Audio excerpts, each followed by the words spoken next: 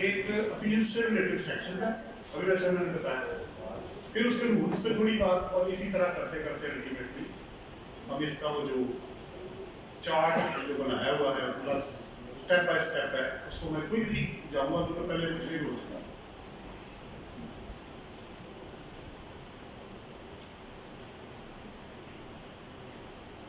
पहले ना सेक्शन की बात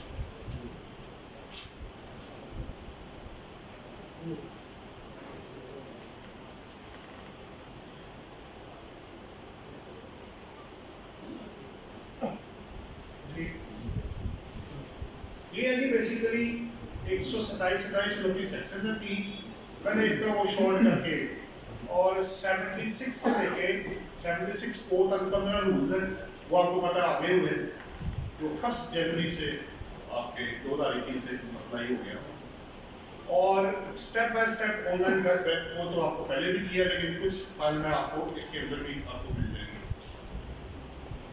अब ये क्रक्स है जी बेसिकली जो मैंने कहा यार आप पहले शॉर्ट कर लेते हैं, फिर डिटेल में बाद में कर लेते हैं, तो मैं क्विकली आपको इसमें गो थ्रू कर देता हूँ 1 बाय 1 करके। टाइम फैक्टर वही है, क्योंकि उसके बगैर फिर वो नींद आनी शुरू हो जाती है और थकावट हो जाती है, एब्जॉर्प्शन पावर बेसिकली खत्म हो जाती है। मैं स्टूडेंट्स को अपने को यही कहता हूँ कि थके हुए ज़हन के साथ, थके हुए बॉडी के साथ बंदा कितना तो मटीरियल एक्सेप्ट कर लेगा, बहुत मुश्किल हो जाएगा। तो एब्जॉर्प्शन पावर बहुत जरूरी है। पहला क्या जी मेरे पास without wasting any further time, मैंने जो क्रक्स निकाला इसका जी पहला आपके सामने है, order for online filing of appeal, condonation appeal and then stay application। Basically बात ये हो रही है, जब आप ऑनलाइन जाएंगे तो आपको, जैसे मैंने पिछले सेशन में कहा था जब पहले आपको था सेमिनार से पहले, कि सबसे पहले आपने कंडोनेशन को चेक करना। आल्दो के पहले अपील आ रही है, मेन अपील, लेकिन कंडोनेशन की जो विंडो है वो दूसरे नंबर पे है। उसकी वजह यह है कि जैसे ही आप सब कुछ एंटर कर देंगे सेव तो वो हो जाएगा, जैसे ही आप सबमिट करने जाएंगे ना, अब अगर आपका कंडोनेशन एप्लीकेबल है, कंडोनेशन मींस कि आपकी अपील डिले हो गई है, आप 30 डेज के अंदर अपील नहीं फाइल कर सकेंगे, व्हाट्सएवर रीजन। तो सबसे पहला काम क्या करना है, आपने ये चेक करना है कि आपकी अपील 30 डेज के अंदर फाइल हो रही है। ये सबसे इसको लीगल पॉइंट आप बेहतर समझते हैं, लॉ का पॉइंट हमेशा पहले आता है। मुझे राइट मिलेगा तो मैं बोलूंगा, अगर राइट नहीं मिला तो मैं बोलूंगा कैसे? अगर मैं 30 दिन के बाद आता हूँ और मुझे कंडोनेशन नहीं मिलती, आपकी अपील आपको पता है इनफ्रक्चुअस है, इलीगल है, वो एक्सेप्ट नहीं होगी, डिसमिस हो। तो सबसे पहला काम कंडोनेशन को चेक कर दें, अगर वो अप्लाई होता है तो कंडोनेशन के लिए अप्लाई करें। जब तक आप कंडोनेशन के लिए अप्लाई नहीं करेंगे, आपकी मेन अपील सबमिट नहीं होगी। जैसे इनकम टैक्स रिटर्न आप फाइल करते हैं और विद द रिटर्न आपका टैक्स आ जाए, तो जब तक आप वो जमा न कराए सिस्टम चलता नहीं है। यही सिस्टम इधर है, वो भी इधर ही एज इट इज बिल्डिंग हुआ। तो पहले आप कंडोनेशन जनाब इफ एप्लीकेबल, अगर नहीं एप्लीकेबल तो सीधा आप मेन अपील के अंदर आ जाए। अच्छा, बड़ा एक हम शेयर कर रहे थे ऑफिस में, तो डिस्कशन बड़ी डिटेल में होती है, तो इनका शॉर्ट करूं, सबसे पहले कंडोनेशन, फिर मेन अपील, और उसके बाद स्टे अटैच है मेन अपील के साथ। जब तक आप मेन अपील फाइल नहीं करेंगे, आप स्टे की एप्लीकेशन नहीं फाइल कर सकते। वो असाइनमेंट का टैब ही ओपन नहीं होना, वो होता ही बाद में है। तो मेरे पास सीक्वेंस क्या है, सबसे पहले कंडोनेशन में चेक करूं, उसके बाद मैं मेन अपील में जाऊं। अगर मुझे राइट ऑफ कंडोनेशन वो दे देते हैं कि नहीं आप अपील फाइल करें, तब आप अपील फाइल करेंगे। नहीं एप्लीकेबल विद इन 30 डेज है, वो तो ओपन है, कोई मसला नहीं। और मेन अपील फाइल करने के बाद फिर मैंने स्टे एप्लीकेशन जो कि असाइनमेंट में ओपन होगा, असाइनमेंट का टैब चौथे नंबर पे आता है, बट वो ओपन होगा जब आप अपनी अपील को सबमिट करेंगे, तब असाइनमेंट का टैब ओपन होगा। और वो आपको पावर देता है कौन सी, आप अपील विड्रॉ कर लें, आप further grounds of appeal file कर लें, आप स्टे की एप्लीकेशन दे दें, आप एडजमेंट का दे दें, आप अर्ली हियरिंग का दें। ये 5 टैब टैब ऑटोमेटिक आपके सामने आ जाए। जिसकी आपको जरूरत है वो आप कर लें। ये पहला पॉइंट है। जितने भी आपके क्वेश्चन होंगे वो इंशाल्लाह ताला बाद में फिर उसको देखते हैं। Number 2, manual filing of it. ये मैं देख रहा था कि वो अब रूल्स ये कहते हैं, रूल्स क्या कहते हैं इसके 76 से लेकर 76O तक, कि आपने जो एक्सप्लेनेशन आखिरी जो 76O है वो ये कहता है कि आपने 2000 टैक्स ईयर 14 से ऑनवर्ड जितनी भी अपील्स हैं, फर्स्ट अपील जो कमिश्नर अपील्स की इनकम टैक्स की, सेल टैक्स की नहीं, वो आप ऑनलाइन फाइल करेंगे। इसका मतलब है मैनुअल तो हो गया फाइल, लेकिन वो अपील्स जो आप टैक्स ईयर 2013 या उससे पहले की फाइल कर चुके हैं और पेंडिंग पड़ी हुई है, वो मैनुअली करेंगे। उसने उधर ही जाना है और उसकी डेडलाइन उन्होंने दी है 30 जून 2021। अच्छा, बाय चांस था कि इसकी भी डेडलाइन 30 जून 2021 है और फाइल को अपडेट करने की डेट भी 30 जून 2021 है, और आपका फाइनेंशियल ईयर एंड भी 30 जून 2021 में होना है। उसके बाद आप रिटर्न फाइल करेंगे। तो ये टाई अप और ये चीजें, ये कोशिश करें अपने जिन जिन लोगों पे एप्लीकेबल होना है। मैं तो तमाम लोगों को प्रोफाइल के लिए रिक्वेस्ट भेज रहा हूँ, भाई अपना प्रोफाइल अपडेट करा लो, इवन कि वो सैलरीड पर्सन भी है, क्योंकि इस अगर एक दफा एक बंदा एटीएल से बाहर हो गया, अंदर आना बहुत मुश्किल हो जाएगा। उसकी पेनल्टी और प्रोसिक्यूशन बहुत ज्यादा स्पीड है, वो अफोर्ड नहीं बंदा कर पाएगा। प्लस इसमें लिखा हुआ है as prescribed by the board. अगर कल को प्रिस्क्राइब हो गया, आपने ना अपडेशन पढ़ी, जैसे मिर्जा साहब ने भी बताया कि वो तो लॉ ही पूरा उसके अंदर ही प्रॉब्लम आई हुई है। तो अगर कोई प्रिस्क्राइब हो गया रूल, कल को भी सैलरी वाला भी करे और आपको ना पता लगा और एक भी क्लाइंट आपका बाहर निकल गया, उसको अंदर आने की जो कीमत है ना, बहुत बड़ी कीमत पे करनी पड़ेगी उसको, फिर वो अंदर आएगा। पर मैनुअल उधर ही है, डेडलाइन 30 जून 2021 है। 14 से ऑनवर्ड आप पोर्टल पे हैं, ऑनलाइन ही आप अपील फाइल करेंगे, ऑनलाइन ही नोटिस आपको आएगा। हेयरिंग ऑनलाइन नहीं है, वो असेसमेंट वाली अभी उन्होंने शुरू की है, 31 मई के बाद लाहौर में भी उन्होंने कर ली थी, देखते हैं वो क्या होता है, और अपनी जगह पर स्टेट है। So manual plus online parallel चलेगा। नंबर 3, जैसे आपकी, क्योंकि हम कर रहे थे, हम फिर सिस्टम पे जाके एंटर करके चेक कर रहे थे वो क्या रिजल्ट दे रहा है। अब ये ना हो कि मैं किताब में पढ़ के कुछ बता दूं, मैनुअली करूं, वहां जाकर प्रैक्टिकली करूं तो रिजल्ट कुछ और आ जाए, उसको भी चेक करना जरूरी था। तीसरा क्या है कि आप अपने जैसे ही अपील आपकी सबमिट होगी, वो आउटबुक बॉक्स में चला जाएगा, आपने सबमिट कर दी और अप्रूवल आपको मिलेगी इनबॉक्स में। फिर आपने आउटबॉक्स में नहीं चेक करना, आपको कमिश्नर अपील अप्रूवल देंगे कि आपकी अपील एक्सेप्ट हो गई है, उसका आपको मैसेज लेटर या जो भी आएगा वो इनबॉक्स के अंदर आएगा, वो आउटबॉक्स में नहीं होगा। आउटबॉक्स में तो आप भेज रहे हैं, उन्होंने जो भेजना है आपके इनबॉक्स में आएगा, तो उसमें आप जाके चेक करें। अगर वो उन्होंने आपको अप्रूवल दी है, सबमिट हो गया है, तो वहां आपको आ जाएगा, वरना आपकी अपील ड्राफ्ट के तौर पे सेव रहेगी और इनको अगर वो एक्सेप्ट नहीं कर रहे तो आपको इनबॉक्स में कोई मैसेज नहीं आएगा। 3, नंबर 4, अच्छा अब बड़ा अच्छा हो रहा था शेयरिंग, मैंने कहा शेयरिंग करने से ये अल्लाह का बहुत फजलो करम होता है कि अगर आप लोगों को शेयरिंग करने का मौका मिलता है। उतना बंदा पढ़ने से नहीं सीखता जितना पढ़ाने से और शेयरिंग से सीखता है। अब एक और काम आपने करना है फर्दर, वो ये है कि अपील अगर फाइल हो भी गई है तो उसके 3 दिन बाद आपने अपने इनबॉक्स को दोबारा चेक करना है। क्यों? क्योंकि रूल्स ये कहते हैं कि 3 दिन के अंदर वो आपको डिफेक्टिव अपील का नोटिस नहीं देंगे कि डिफेक्ट जरूर करें भाई। अगर तो आप डिफेक्ट 30 डेज की एक्सपायरी से पहले रिमूव कर देते हैं, जो लिजिटिमेट आपका टाइम है अपील फाइल करने का, तो अपील आपकी इंटैक्ट हो जाएगी।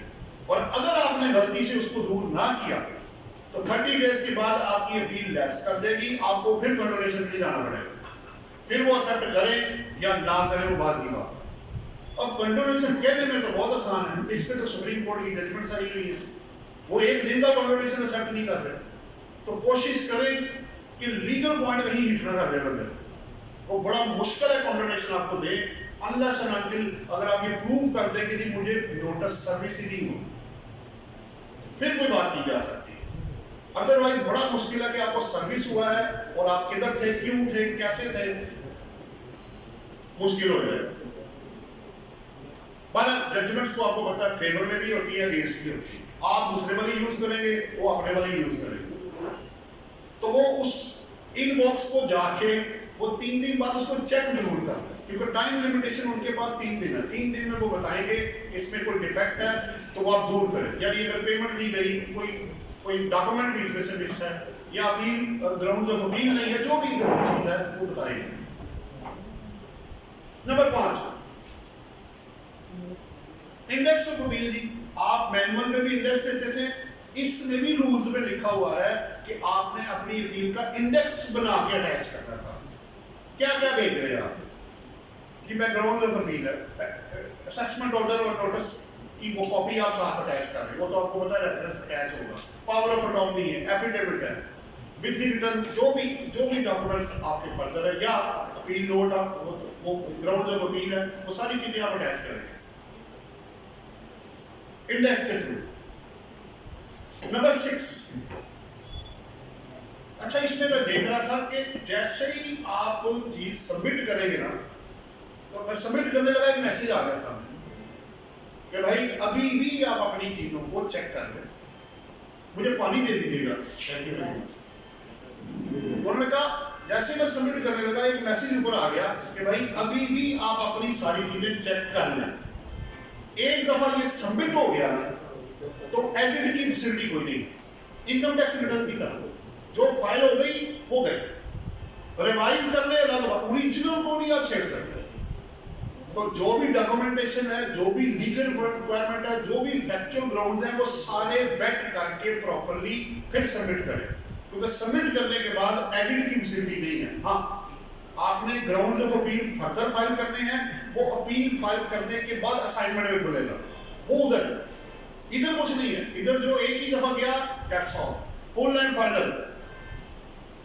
चलिए ठीक हो गया। 7 कॉन्डोनेशन पे आपसे काफी बात हो चुकी है कि उसमें मैंने कहा फेवर में भी है और अगेंस्ट भी है, मिल जाएगा तो बहुत अच्छा है। इसमें जजमेंट भी है, मैं आपको आगे कोट करूंगा। इसमें जजमेंट भी है कि जब भी कोई असेसमेंट की जाएगी तो लीगल पॉइंट पहले रिजॉल्व होगा, उसके बाद फैक्चुअल आएगा। जैसे राइट ऑफ अपील है, अगर मुझे राइट ऑफ अपील ही नहीं है तो मैं सच झूठ क्या साबित करने गया हूं वहां पर, मेरी प्रॉब्लम शुरू हो जाएगी। या विद द रिटर्न, एक और भी मैंने चीज सोची, अगर विद द रिटर्न एक बंदा मैनुअल फाइल कर देता है, 20 लाख प्रॉफिट डिक्लेयर करता है, फर्ज करने 5 लाख टैक्स भरता है, उसने जमा कोई नहीं करवाया, एक्सेप्ट कर लिया, जमा कोई नहीं करवाया, तो रिटर्न तो फाइल हो गई है।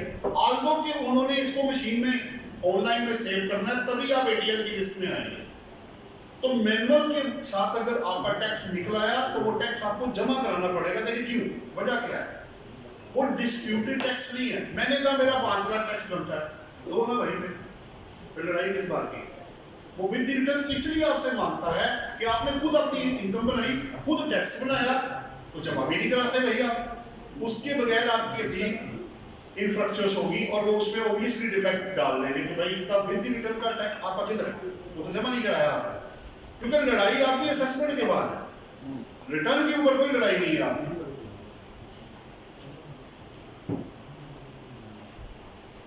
8 नंबर की स्टे एप्लीकेशन, कुछ पॉइंट मैंने स्टे का दिया, 3-4 चीजें स्टे से रिलेटेड है जो प्रैक्टिकली मैंने भी फेस की, आप लोगों को भी आ रही होगी। पहला, अमूमन प्रैक्टिस क्या है, पहले या 15 या 30 दिन का स्टे है सेक्शन के मुताबिक, सीधा 60 डेज का स्टे नहीं मिलता जनाब, है भी नहीं लोग, उसके सब सेक्शन ही अलग अलग है, फर्दर स्टे अलग है, स्टे पहला अलग है। तो 15 दिन का पहला या 30 दिन का स्टे है। उसके बाद मजीद अगर आपका फैसला नहीं हो रहा तो आप 30 डेज का मजीद स्टे और ले सकते हैं। इनकम टैक्स लॉ है, सेल टैक्स में 30 डेज से ज्यादा का स्टे नहीं है, इनकम टैक्स में 60 दिन का है। अच्छा 60 दिन भी गुजर गए, मेरे 2-3 केसेस थे, वो भी गुजर गया, आप क्या करोगे? वो जनाब वो या तो रिजेक्ट कर दे, क्या करना है, तो एक्सपायर हो गया, ट्रिब्यूनल के पास जाएगा, और क्या करना, या मेन अपील की मेरी हियरिंग फिक्स कर रहे हैं। स्मार्ट लोग जो है बैंक में से पैसे निकाल लेते हैं, वो उधर से पैसे नहीं निकालने देगा। एक और तरीका है मेरे पास, अगर आप आर्गुमेंट से कन्विंस करके स्टे आप ले लेते हैं, बड़ी अच्छी बात है। एक और तरीका जो कि पहले भी मैंने शेयर किया था कि आप अपनी डिमांड का 10% जमा करवा के till the decision of the appeal by the commissioner appeals आपको स्टे ऑटोमेटिक मिल जाएगा। अब बजट में रिकमेंडेशन में जो दी है उसमें ये भी रिकमेंडेशन है, अगर मैं 10% आपको दे देता हूं तो मुझे आप ट्रिब्यूनल तक स्टे दें, लेकिन चले यहां तक तो है ही है। 10% देखिए, अगर एक करोड़ में भी डिमांड हो, 10 लाख रुपए निकालना तो मजाक थोड़ी हो, बड़ी अमाउंट है।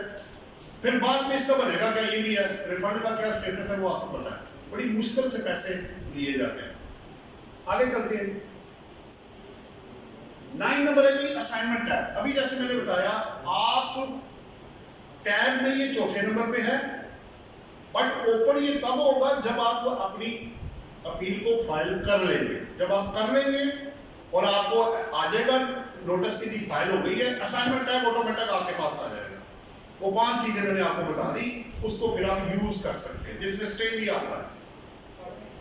सो एक चीज मैंने क्रक्स जो ये निकाला कि विदाउट फाइलिंग ऑफ फर्स्ट, देखिए लॉजिक क्या है, लॉजिक मैं शेयर कर लेता हूं जो मैं सोच रहा हूं।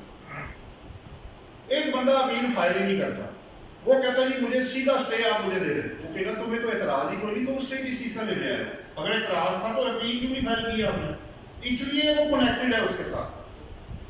मैं अगर 30 डेज के बाद या 30 डेज के अंदर जाके कहूं जी अपील को छोड़े मुझे स्टे दे दें, तो स्टे कंडीशनल है सब्जेक्ट टू कि आप अपील के अंदर हो। अगर आप अपील में नहीं है तो स्टे आपको नहीं मिलेगा, वो मिलना नहीं है आपको, क्योंकि आप ऑब्जेक्शन होगा तो आप आएंगे, ऑब्जेक्शन ही नहीं है तो फिर पैसे जमा करा दो भाई साहब। और मेरा पर्सनल ओपिनियन ये है कि उस वक्त अगर मैं 10% भी जमा करा दूंगा तब भी मुझे स्टे नहीं मिलेगा, जब तक कि मैं मेन, अब तो बिल्कुल ही नहीं होगा ना, क्योंकि सिस्टम में चलना ही नहीं, आपकी एप्लीकेशन वहां आनी नहीं, जब जमा ही नहीं होनी तो आप आउट है सिस्टम से, आप आउट है, या आप इन है या आप आउट है। तो कंडीशनल हो गया कि अपील पहले जाएगी तो फिर आप स्टे की एप्लीकेशन उसके बाद फाइल कर सकते हैं। चलिए आगे चलते हैं, ये भी हो गया। नंबर 10, अगर आप समझते हैं कि आपको, अब देखिए हर केस में मैंने पीछे भी कहा था अपील फाइल करना जरूरी नहीं है। अगर आप समझते हैं कि स्टे इतना बड़ा नहीं है और आपका प्रोफाइल खराब नहीं हो रहा टैक्स पेयर का, तो आप उसकी पेमेंट कर दें, एडजस्टमेंट कर लें। और अगर आप समझते हैं रेक्टिफिकेशन है तो उसका टैब अलग है। अगर आप समझते हैं मिस्टेक अपेयरेंट फ्रॉम द रिकॉर्ड है, लेकिन मैं बताता चलूं रेक्टिफिकेशन का स्कोप बड़ा नैरो होता है। जो मिस्टेक अपेयरेंट फ्रॉम द रिकॉर्ड होगा सेक्शन 221 में, उसका टैग उन्होंने लग दिया, वो आप रेक्टिफिकेशन में जा सकते हैं, रिवीजन की पावर भी आपके पास है, या पेमेंट करना। इसका मतलब ये हुआ कि हर केस में मुझे अपील करने की जरूरत हो भी सकती है और नहीं भी हो सकती, वो आपकी चॉइस है।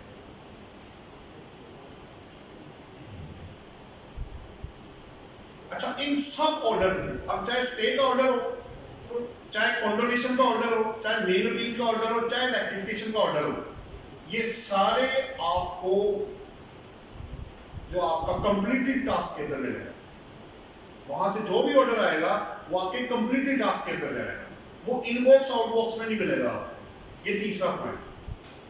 लास्ट चीज से क्या है, 11 है, जितने भी ऑर्डर आपके पास आ रहे हैं वो यही था कि वो आप उसको चेक कर लें और उसके मुताबिक कर। ये थे जी कुछ मेरे इससे कनेक्टेड पॉइंट्स जो मैंने आपको देने थे। और उससे पहले मुझे कहना कुछ और था, लेकिन मैंने शुरू इसलिए कर दिया कि आपके मतलब की चीज पहले आ जाए। देखिए जी, मुझे काफी लोग सजेस्ट भी कर रहे हैं और मैं खुद भी यही कर रहा हूँ। मेरे 5 पॉइंट्स आप इनके अलावा ले लें जो कि जिसका ताल्लुक हमारे मुल्क के साथ है, उसका आपके ऑर्डिनेंस के साथ या बाकी चीजों के साथ नहीं है। बिल्कुल शॉर्ट है, लंबी कहानी नहीं है। सबसे पहले तो 4-5 बंदे मेरे पीछे पड़े हुए हैं और बड़ी, मैं खुद भी इसी चीज में हूँ। ब्रॉडली और टैक्स बेस के बगैर आप जितने मर्जी कानून बना लें, 32 लाख एनपी रिटर्न है आपकी, कब तक आप इस सिस्टम को चलाएंगे? कितना तो पैसा आप रिकवर करेंगे? कब तक करेंगे? कम लोगों से ज्यादा टैक्स करके पैसे नहीं इकट्ठे होते, ज्यादा लोगों से रेट कम करके पैसा आप ले सकते हैं। 32 लाख तो पीनट्स है यार हमारे। 4 करोड़ रुपया कम, 4 करोड़ एनपीए होल्डर होने चाहिए कम से कम। अगर आप आदिवासी में से औरतें निकाल दें, बूढ़े निकाल दें, बच्चे निकाल दें, रिटायर्ड बंदे निकाल दें, तो फिर भी कम से कम यार, कम से कम कितना, 4 करोड़ से कम तो होना ही चाहिए। कितने सब लोग भाई, पहला पॉइंट। तो जितने आप मर्जी क्लॉजेस, सेक्शन, रूल पढ़ते रहे, तो क्या करेंगे आप? एंड गोल तो अचीव होना कोई नहीं, फिर इन्वेस्टमेंट आएगी और क्या होना है। 73 अरब रुपया आपने इकट्ठा कर लिया, तो सवाल यह है कि नेट कितना बड़ा आपका, इस इन्वेस्टिंग के बाद नेट किधर है? वो तो उधर ही है। तो फिर क्या रहे हैं आप? सिर्फ हम टारगेट अचीव करते हैं, 1 साल खुश होते हैं, उसके बाद फिर वापस उधर ही, फिर डेफिसिट बजट, फिर डेफिसिट बजट। चलिए दूसरा पॉइंट, रेट्स को ऑब्वियसली रिड्यूस करना पड़ेगा, जो मैंने पहले कहा। तीसरा ये है कि रिटेलर या छोटे स्केल के लिए एक फिक्स टैक्स निकाल के, और उसको बेशक आप सेल टैक्स में इनपुट ना दें, और तमाम लोगों को मैपिंग करके नेट के अंदर लेके आए यार। मैं 4 को 1 करोड़ कर लो यार, वो भी चलो और कम कर, मैं और नीचे आ जाता, 32 लाख को 1 करोड़ में ले जाए, तो ऑटोमेटिक आपके टारगेट अचीव होने शुरू हो जाएंगे।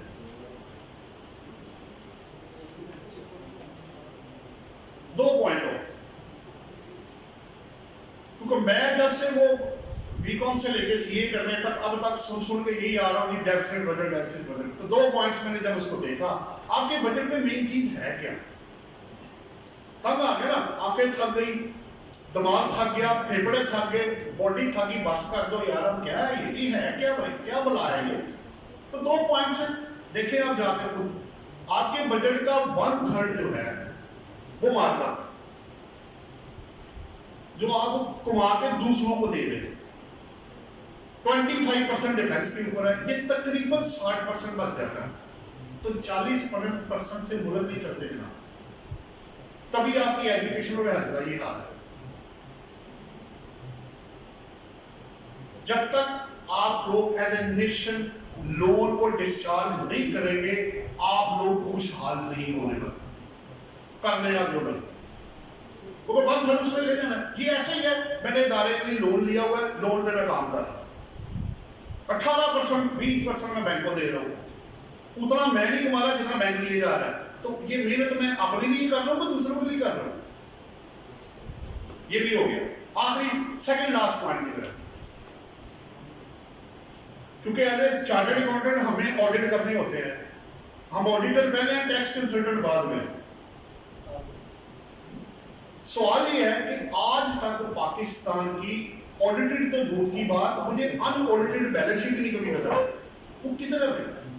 वो किधर क्या लिया था क्या? अगर PIA, railway, Pakistan state bank, financial institution, non financial institution अपने अकाउंट्स बना सकते हैं। सऊदी अरब जैसा मुल्क की एग्जांपल भी दे देता हूं, उसने अपने जो कि तेल बेचता और खरीदता मेन एक्टिविटी है, उसने अपने बजट में 2 साल पहले अपने बजट में बैलेंस शीट के लिए पैसे डिफाइन कर दिए थे उन्होंने।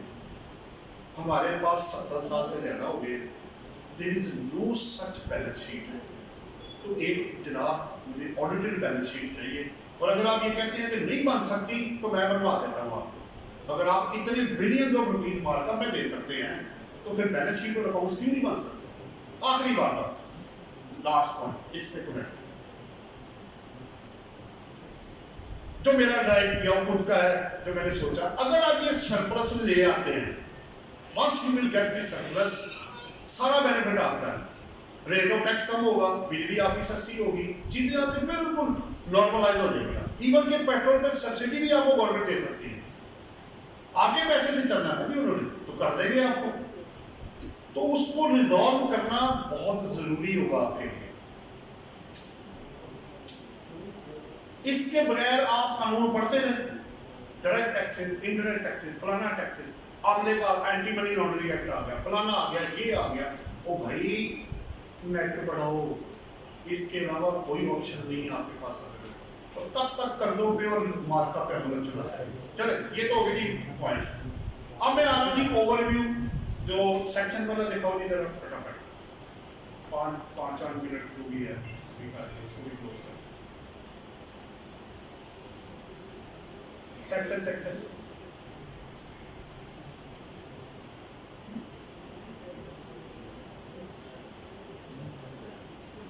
सेक्शन वाली है नहीं, स्टेप बाय स्टेप ऊपर लिखा हुआ था सेक्शन, ये दूसरे वाला। हाँ जी, साइज करो और आगे चलो चलो चलो। हाँ यही ये बस देखिए जी, मैं एक एक सेंटेंस आपको दूंगा, कोई क्वेश्चन होगा तो बाद में कर लीजिए। मैंने हेडिंग्स बनाई हुई है, मैंने एक लाइन में आपको बताना है, पढ़ना मैंने इसमें से कुछ भी नहीं है, सिर्फ आपको मैंने क्योंकि मैंने यहाँ फीड कर दिया उसको आपको मैं पास ऑन करता जाऊँ। पहला मेरे पास है, कौन अपील कर सकता है जी? Any person who is dissatisfied with the orders of the assessing office कर सकता। नंबर 2, एडमिटेड टैक्स लायबिलिटी, जैसे मैंने पहले कहा विद द रिटर्न आपको टैक्स जमा कराना लाजमी है, ये सेक्शन 127 के अंदर लिखा हुआ। आगे चलो भाई, अब प्री कंडीशंस क्या है?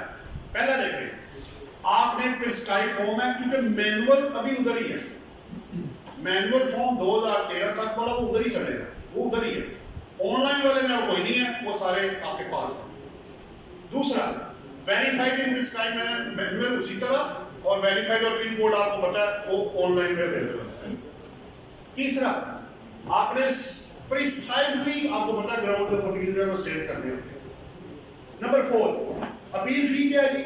अगर कंपनी है, दोनों केसेस वेदर असेसमेंट और अदरवाइज 5,000 रुपए, और नॉन कंपनी के केस में 2500 आपका असेसमेंट में, और अदरवाइज जैसे पेनल्टी हो जाती है, लग जाती है, तो फिर 1000 आपका होगा। उधर ही रखो भी पीछे 30 डेज के अंदर, जैसे मैंने बताया।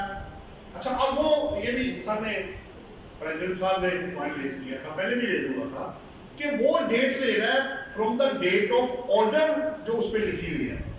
अगर मुझे वो 1 हफ्ते बाद मिलती है, क्योंकि मैनुअल में तो ये होता था, अगर फर्स्ट की डेट है, आपको 7 तारीख को मिला है, तो आपके 30 डेज 7 तारीख को शुरू होते थे।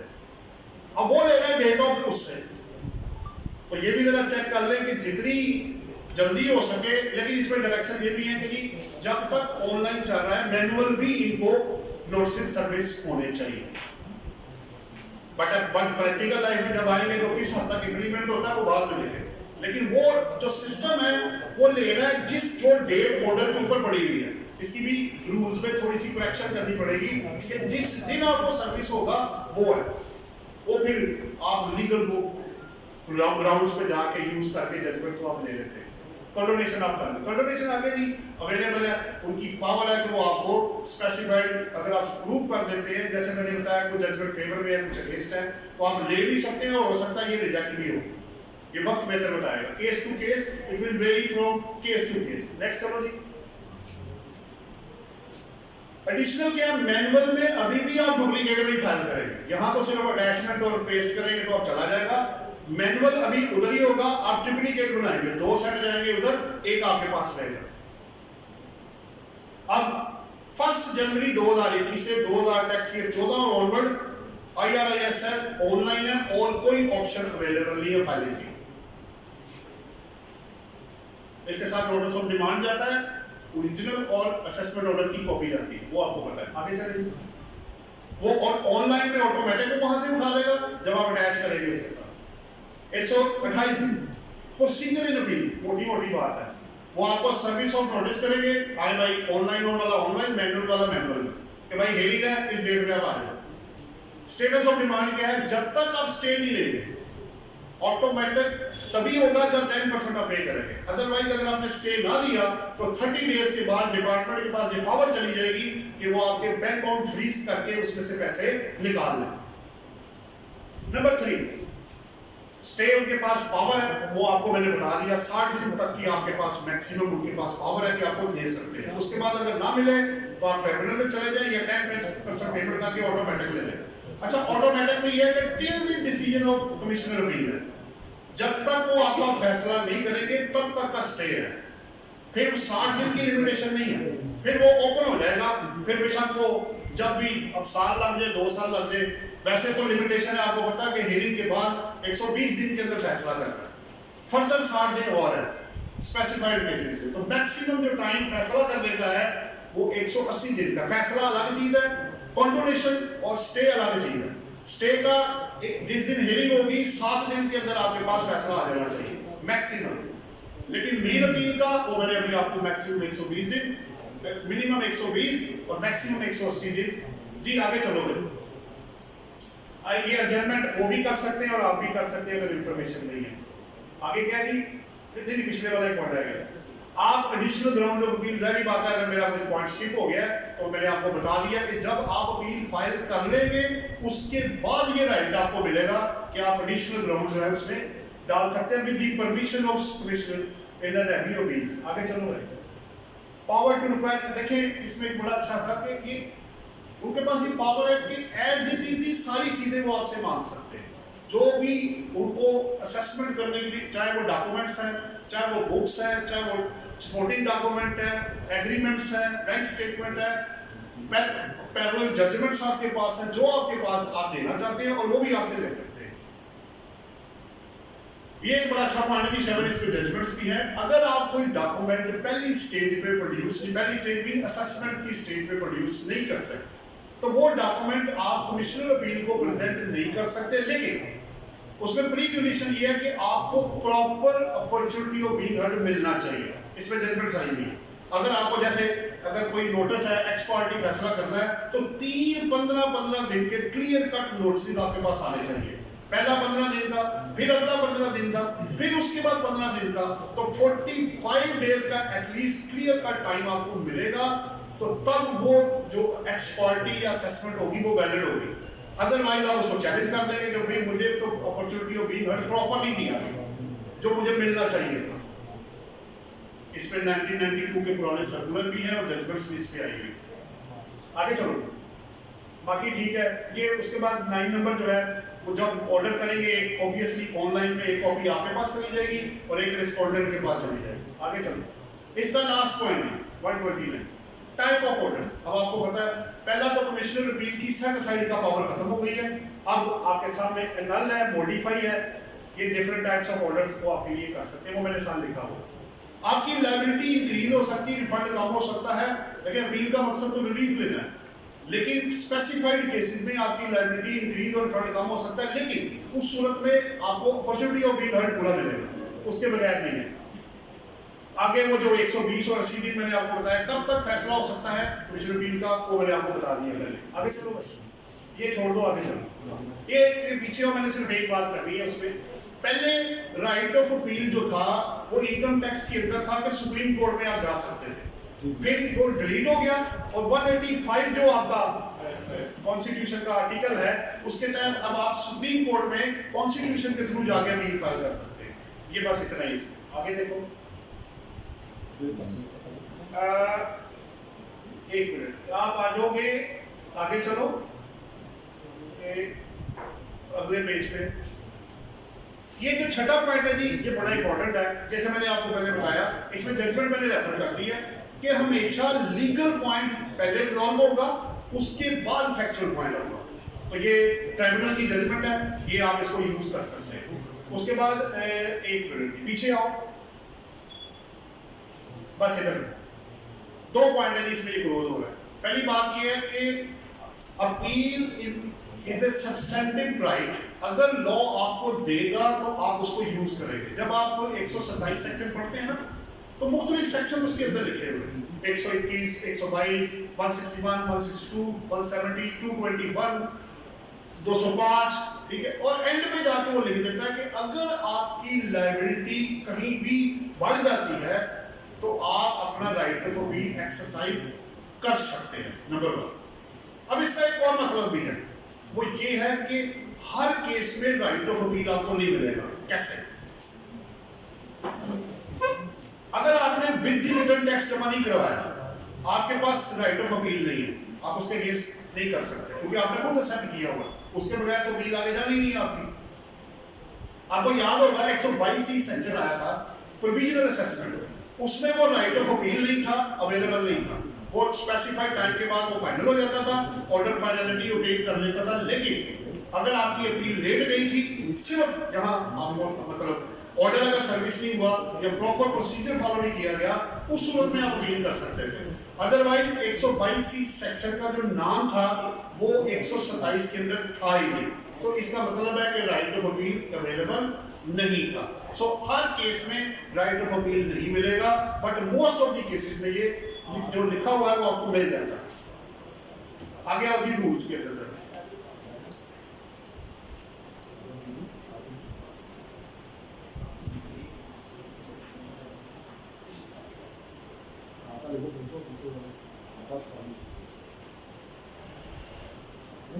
हाँ जी आगे चलो, चार्ट पहले निकालो। ये है जी आपका, मैंने इसकी सीरीज बना दी है।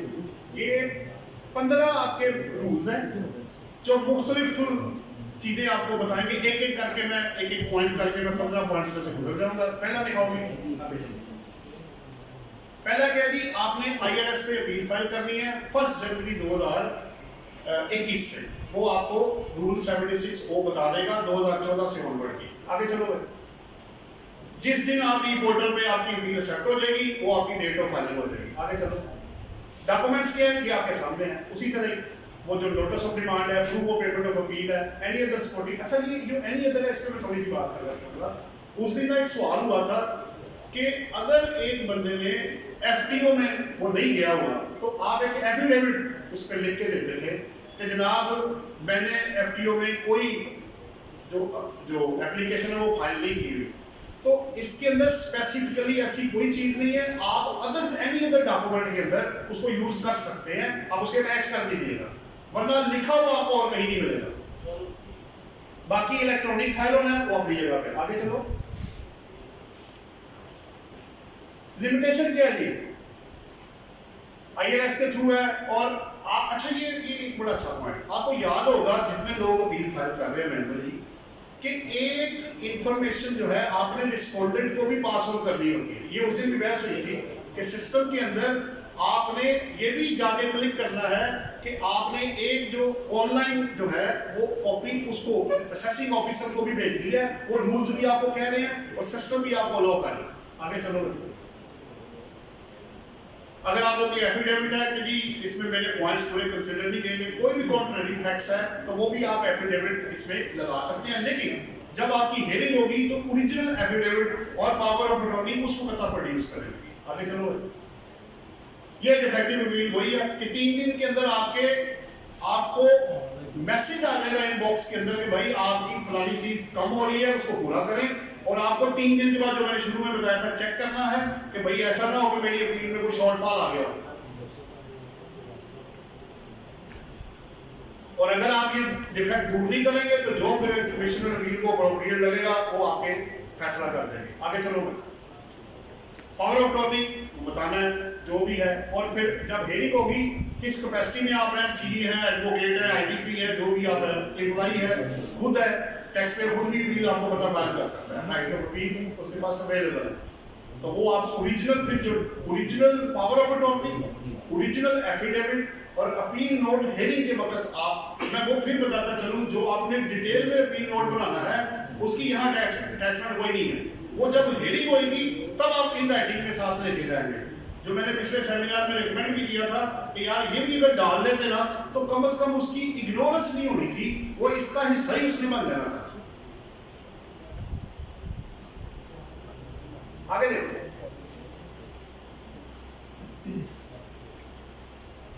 ये जी अगर आप 1 बजे से पहले को पहले विषय हुआ था, आज अगर मैं 1 बजे से पहले स्टे की एप्लीकेशन देता हूं तो कल मेरी फिक्सेशन हो जानी चाहिए।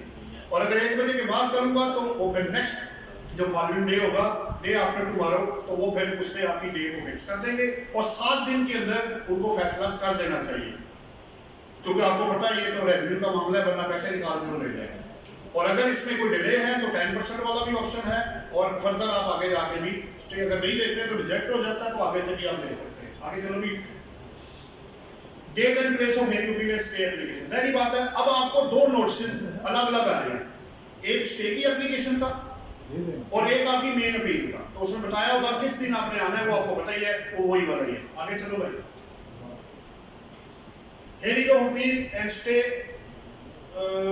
बिल्कुल इसमें क्या है जी, और क्या कह रहे हैं, ये एडजस्टमेंट की पावर उनके पास है फ्रॉम टाइम टू टाइम, वो आपको पता है इसमें कोई नई चीज़ नहीं है। आप भी टाइम ले लेते हैं तो वो भी टाइम ले सकते हैं। आप जाते हैं तो कमिश्नर साहब अवेलेबल नहीं है जनाब, आप ऐसे करें हफ्ते बाद आ जाइएगा, नोट डाउन कर लें, आप आ जाइएगा। तो दोनों तरफ आपके पास भी है और उनके पास भी जो एडजस्टमेंट की पावर है। आगे चले जी। अब ये नोटिस ऑब्वियसली जब उनके पास चीजें पूरी हो जाएंगी, एक नोटिस आपको चला जाएगा इलेक्ट्रॉनिकली और एक असेसिंग ऑफिसर को चला जाएगा। अब वो आते हैं या नहीं आते हैं वो उन पे डिपेंड करता है। कई दफा वो आ जाते हैं, कई दफा वो नहीं आते। आगे चलोगे, क्योंकि वैसे भी वो फैसला कर चुके हुए हैं, वो आए या ना आए तो उनको फर्क नहीं पड़ता, क्योंकि जो उन्होंने करना था वो तो कर दिया हुआ है। अब फर्दर क्या होना है वो अब आपने करना है। रिपोर्ट सी, ये बड़ा अच्छा पॉइंट है, इसमें डेट्स में नोट कर रहा था। अब ये चेक एंड बैलेंस के लिए एफबीआर ने कमिश्नर इंडियन रेवेन्यू के ऊपर एक चेक एंड बैलेंस रख दिया है कि आपने हर महीने की 5 तारीख को ये मुझे मंथली रिपोर्ट बना के देनी है कि कितने मेन अपील्स की आपने फैसले किए हैं, नंबर 1। और फिर स्टे की जो अपील है उसमें डबल है, उसमें डबल रिपोर्टिंग है, 5 तारीख को और 20 तारीख को। स्टे वाला नीचे है, वो 2 दफा रिपोर्टिंग हो रही है हर महीने की 5 और 20 तारीख को कि कितने स्टे आपने रिजेक्ट किए, एक्सेप्ट किए, जो भी है वो रिपोर्ट एक दोनों की बना के आपने मुझे भेजनी है। सो एक सेम है 5-5 और नीचे 20 भी है। आगे चलो। अच्छा, ये एक इंटरेस्टिंग चीज ये है कि कमिश्नर आपने तो अपने डॉक्यूमेंट ऑनलाइन देने ही है। अगर कमिश्नर अपील को कोई आगे से ऑर्डर मिल जाए, ट्रिब्यूनल का, हाई कोर्ट का, सुप्रीम कोर्ट का, कोई भी चीज आगे से आ जाती है, तो वो जितने भी उनको चीजें मिलेंगी वो उठा के आपके सिस्टम में अपलोड कर देंगे। वजह क्या है? जब भी वो केस खुलेगा तो एटलीस्ट पता होगा कि भाई अभी किधर है, हार गया बंदा, जीत गया बंदा, डिलीट हो गया है, ऑटली डिलीट हुआ है, उसका फेट ऑटो उसके अंदर नजर आना शुरू हो जाएगा। तो ये बड़ा अच्छा है। जैसे रिटर्न फोल्डर आप खोलते हैं तो आपको फौरन ही पता लग जाता है कि इस बंदे ने कितनी रिटर्न फाइल की हुई है, की भी हुई है कि नहीं की हुई है, और कब से की हुई है वो भी पता लग जाता है आपको, वेल्थ स्टेटमेंट का भी पता लग जाता है आपको। तो इसी तरह इसके अंदर भी उन्होंने ये चीज बिल्ट इन कर दी है। आगे जी, ये ऑर्डर इलेक्ट्रॉनिकली आएगा, मैनुअल का तो सिस्टम आप 13 के अलावा 14 से ऑनवर्ड जितना है वो इलेक्ट्रॉनिक ही ऑर्डर आपको मिलेगा। अब आपको उसी के थ्रू ही आपने अपील आगे जो ट्राइब्यूनल में जहां जाना है, ऑब्वियसली वो नोटिस ऑफ डिमांड के साथ ही होगा। आगे जी, एक्सप्लेनेशन ये वही है जिसमें बताया गया है कि 13 से पिछली वाली अपील्स तो रहेगी मैनुअल में, और 1 जनवरी से ऑनलाइन आपकी एप्लीकेशन जाएगी और ऑनलाइन ही सब कुछ आपका इसमें होगा एक्सेप्ट हियरिंग के। हियरिंग आपकी अभी उधर ही है, आपको खुद ही जाके उधर फिजिकली हियरिंग करनी पड़ेगी। ये मेरे लिए कुछ रूल्स है, कुछ स्टेप दिखाओ नहीं आपने वाला पानी। मैं 10 मिनट और लूंगा जी आप लोगों से, 5 मिनट चले ले लेते हैं। इसका जो 7 days का पीरियड सर क्वेश्चन भी मुझे 5 मिनट दे देना, मैं एक दफा उसमें आपको लगता है काफी आसानी हो जाएगी अगर प्रेसिडेंट साहब को गवर्नमेंट दे दें। उसमें आज हमारी 9 कमिश्नर है अपील के, उनके साथ ठीक है। उसमें आपके स्टेट से रिलेटेड, कंजर्वेशन से रिलेटेड जो आपके ऑर्डर्स नहीं आ रहे, यूनिफॉर्मिटी ऑर्डर्स की, और जो कोर्ट्स की सीनियर की जजमेंट्स हैं सुपीरियर कोर्ट्स की, उसकी जो बाइंडिंग वहाँ पे नहीं है, ये तमाम चीजें मुझे सिर्फ मैं 5 मिनट में क्लोज कर देता हूँ, मैं ज्यादा टाइम नहीं लूंगा क्योंकि इसमें डेमो ऑलरेडी हो चुका हुआ है आपका। मैंने सिर्फ 2-4 चीजें देनी है आपको, मैं क्लोज कर रहा हूँ इसको। उसमें बट साहब आपके सवाल कम हो जाएंगे, मैं जा रहा हूँ सवाल कम हो जी ठीक है सर, जो मेरे पास है पहले वो ले ले, फिर जो आपके पास है मैं वो ले लूंगा, ऐसा कर लेते हैं। हाँ जी करें जी, जरा पॉइंट करें ये जी। अच्छा, अब सीक्वेंस तो मैं आपको बता चुका हूँ। सीक्वेंस मैंने आपको बताया, कंडोनेशन, मेन अपील और फिर स्टे, ये अपनी जगह पे इंटैक्ट है। और अगर आप रेक्टिफिकेशन करना चाहते हैं वो आपका फोल्डर को ऊपर भेजना। आगे चलो भाई, क्विकली आप जरा आगे चलो, आगे चलो, आगे चलो। ये जी ये लॉगिन करने के बाद ही 6 टैब्स आपके ओपन हो जाएंगे, ये आपके सामने आपको नजर आ रहे हैं। ठीक है, इसमें request to file appeal against reference order है और प्लस आपको पता है वो कंडोनेशन वाला है। आगे चलो, आप टेक्स्ट में सिलेक्ट करेंगे, वो आपको पता है, वो आपको पहले डेमो हो चुका हुआ है। आगे चलो भाई, ये मैं इसलिए दे रहा हूँ कि आपको जब पढ़ेंगे तो आसानी हो जाएगी। मैंने वो मेन चीज नीचे लिख दी है। आप जब रेलिवेंट टेक्स्ट हैं तो ये विंडोज 6 टैब वाली contents, payment, attachment, assignment, reference order and verification, ये 6 चीजें ऑटोमेटिक सामने आपके आ जाएंगी। फिर क्या है, आगे चलो। जब आप पेमेंट कर देंगे, ऑब्वियसली पेमेंट वाले ने आपने पेमेंट करनी है और ऑटोमेटिक फिर आपका रेलिवेंट पीरियड के साथ आपको 3 चीजें ध्यान में रखनी है। टैक्स ईयर, पेमेंट का सेक्शन कौन सा है उस दिन उन्होंने आपको बताया था, वो क्योंकि अटैच होना है, वो कोई और ना लिख दीजिएगा, जिसमें डिमांड आई है उसी की पेमेंट 137 अगर आया है 137.2 है तो उसको उसी में मेंशन कीजिएगा, 161 होगा तो 161, पेनल्टी का होगा तो पेनल्टी, जो भी होगा उसके मुताबिक उसका सेक्शन एग्जैक्टली लिखिएगा। चलो आगे चलो भाई। अटैचमेंट करने के बाद क्या है कि आपके दो चीजें हैं, evidence with application mention reference, grounds of appeal and three है अदर्स। आगे चलो, ये मजीद चीजें भी आप इसमें ऐड कर सकते हैं, ये लिस्ट पड़ी हुई है जिसमें अंडरटेकिंग पावर ऑफ अटॉर्नी और इसमें वो वाला एफिडेविट कि आप एफटीओ में नहीं गए हुए, आप इसमें वो भी अटैच कर दीजिए। आगे चलो भाई जी। फिर क्या होगा, ये विंडो जी ओपन हो जाएगी आपकी, अपील शोन ऑन द, आगे चलो आप ऑर्डर सेलेक्ट करेंगे, जिस सेक्शन में भी हुआ है उसको आप अटैच करें, वो ऑटोमेटिक उसके साथ अटैच हो, अगर नहीं है तो अपलोड जारी बात होगा तो तभी वो अटैच होगा। आगे चलो जी, वेरिफिकेशन होगी जी, ऑब्वियसली आपको पता रिटर्न की तरह एग्जैक्ट नहीं है, वेरिफिकेशन प्लस पिन डालेंगे, बाकी चीजें आगे करें। आगे चलो भाई, ये हो गया आपका, आगे ओके। ये आपके वो 5 टैब हैं जो फाइल करने के बाद ऑटोमेटिक आपके असाइनमेंट मैंने पहले कहा था, 5वां टैब जो चौथा टैब है फाइल करने के बाद ओपन होगा। देखिए ये जितने काम है ना ये सब फाइल करने के बाद ही होते हैं, पहले हो भी नहीं सकते। चेक करें आप, आपने एडिशनल ग्राउंड देने हैं तो पहले किया होगा तो आएगा, आपने एप्लीकेशन देनी है उसकी विड्रॉल की तो दी होगी तो विड्रॉ होगी, आपने हेयरिंग की अर्ली की करनी है तो दी है तो हेयरिंग होगी, आपने एडजर्नमेंट लेनी है तो आपका फाइल हुआ होगा तो एडजर्नमेंट है, और स्टे का तो मैंने लॉजिक आपको पहले ही बता दिया कि वो अपील फाइल किए बगैर आप स्टे की एप्लीकेशन फाइल नहीं कर सकते। आगे चलो भाई, ये टैब आप खोलते जाएंगे, आगे करते जाओ, ये खोलते जाएंगे, आप जो जो आपको चाहिए आप कॉपी पेस्ट करते जाए। चलो भाई चलो आगे चलो, और चलो चलो चलो चलो चलो भाई चलो चलो, ये भी हो गया, ठीक है, ये भी हो गया, बस अब यार हो गया। अच्छा, अब मैंने 3 चीजों का एनालिसिस किया, वो करके मैं क्लोज कर रहा हूं। स्टेट एप्लीकेशन, कंडोनेशन की एप्लीकेशन और रेक्टिफिकेशन की एप्लीकेशन, इन तीनों के टैब से 3 टैब है इनके, उसमें कंटेंट है और अटैचमेंट है और एंड पे इसके देखो जरा भी आगे चलो, एक टैब दिखाओ और चलो, ये अभी आपके सामने कंटेंट, अटैचमेंट और तीसरा देखो क्या लिखा हुआ है, रेफरेंस ऑर्डर। ये तीनों में आपको सेम मिलेगा, चाहे आप कंडोनेशन में चले जाएं, चाहे स्टे में चले जाएं, चाहे आप रेक्टिफिकेशन में चले जाएं। This is all about from my end, दी बाकी दोस्त करना है तो दोस्त। Thank you very much.